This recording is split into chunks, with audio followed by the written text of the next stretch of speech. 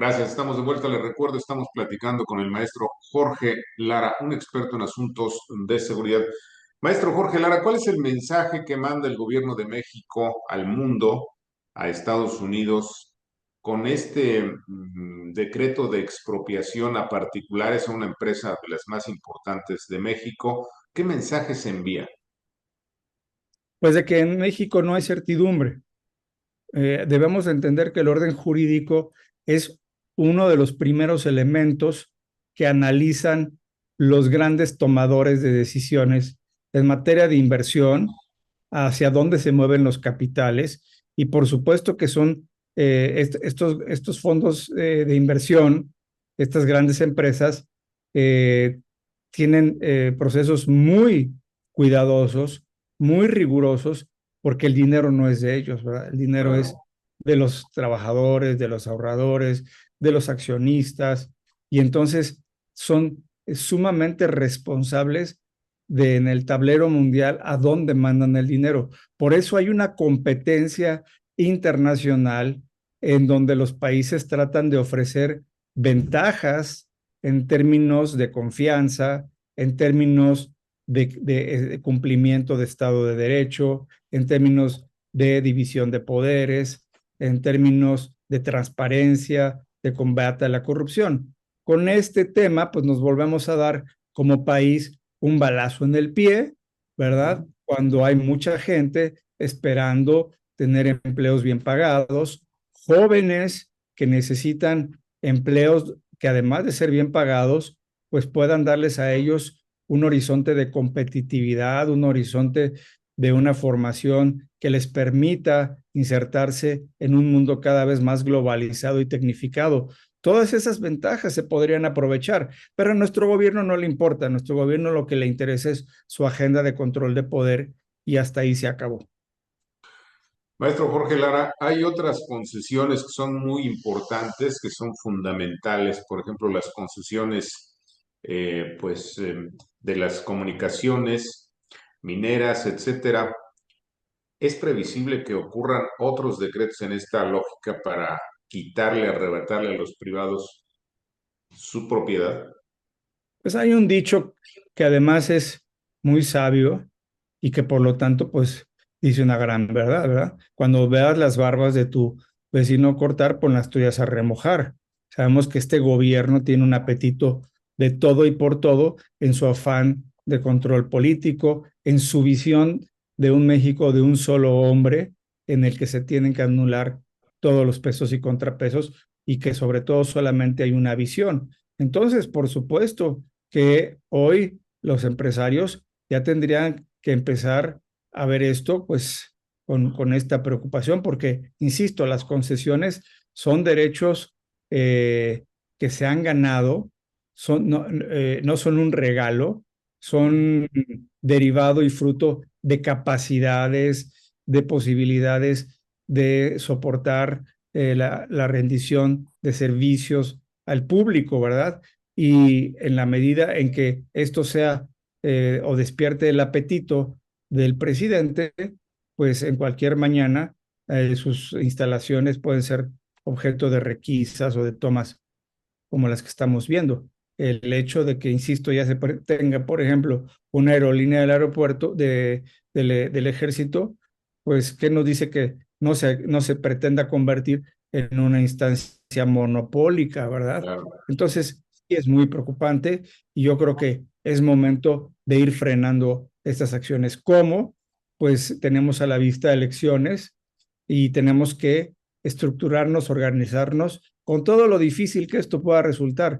Yo creo que el precio a pagar en materia de organización no se compara, Ricardo, con el Ujú. precio de tener un gobierno más autoritario, más centralizado y más peligroso del que ya estamos teniendo ahora. Sin embargo, maestro Jorge Lara, muchos empresarios parecen contentos con un gobierno autoritario.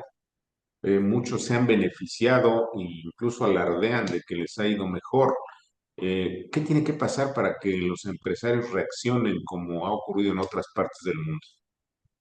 En efecto, Ricardo, vemos este fenómeno, ¿verdad?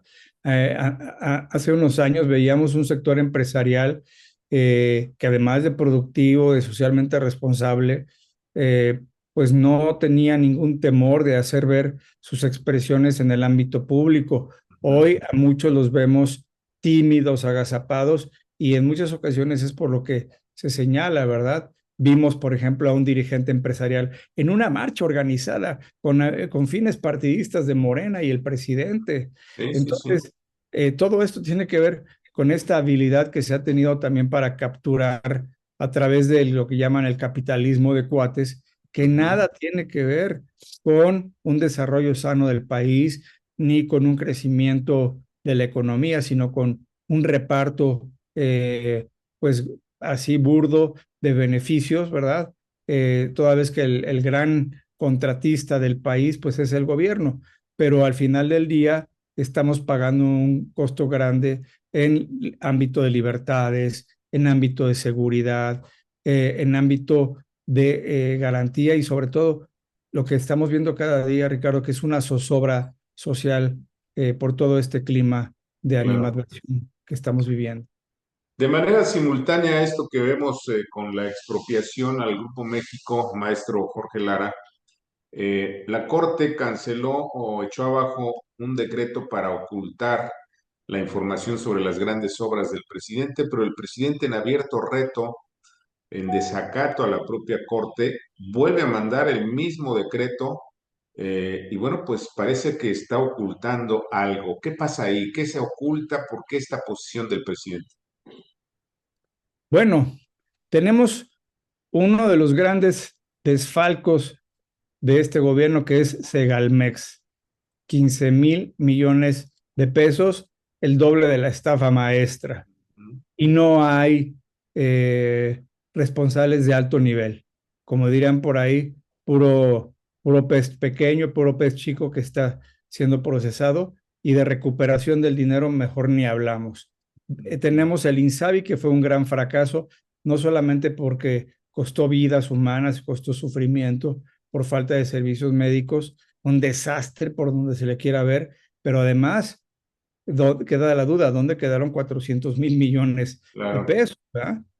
Y entonces la gran pregunta es, ¿dónde están o cómo están siendo manejados los cientos de millones de pesos, de miles de millones de pesos que están ejerciendo las Fuerzas Armadas, sus empresas contratistas directas, los amigos de Andy, el hijo del presidente, en donde estamos hablando de sumas enormes? Ujú, Entonces, yo creo, utilizando el mecanismo de la navaja de Occam, de usar la explicación más sencilla, es ujú. de que algo quieren ocultar de los Claro. desvíos de estas grandes megaobras que, por cierto, no han dado un solo rédito, un solo beneficio a la comunidad.